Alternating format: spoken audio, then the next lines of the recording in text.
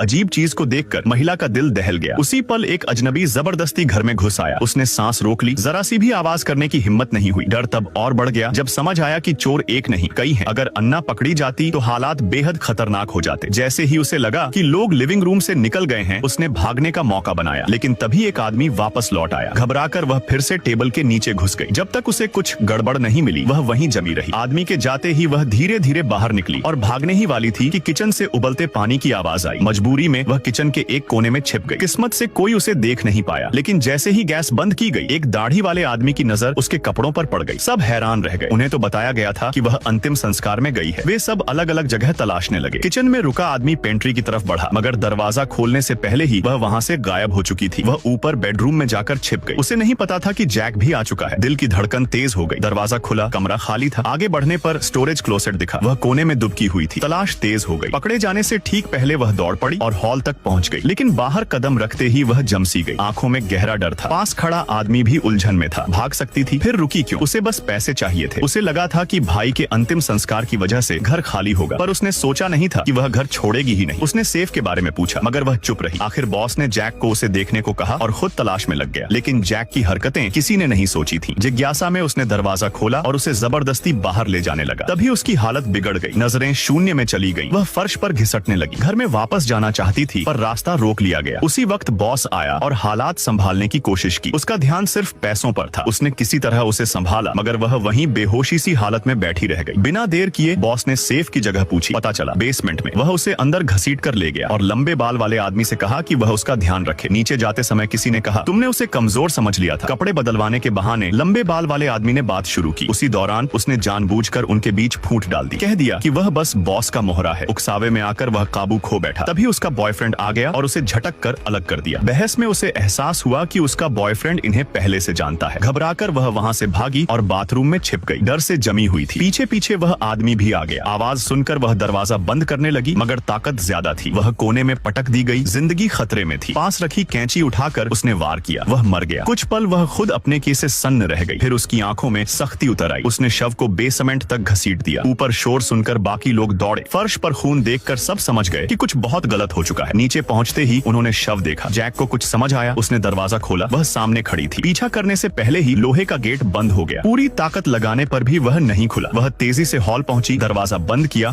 और switch panel तक गई। गेट ऊपर उठाया। उसी पल सीढ़ियों ने काम करना बंद कर दिया। वो एक ठोस स्लैब में बदल गई। दोनों आदमी स्तब्ध रह गए। वह अपने बॉयफ्रेंड के पास गई। प्यार के बावजूद वह जानती थी उसी ने आज की खबर दोस्तों को दी थी। बहाने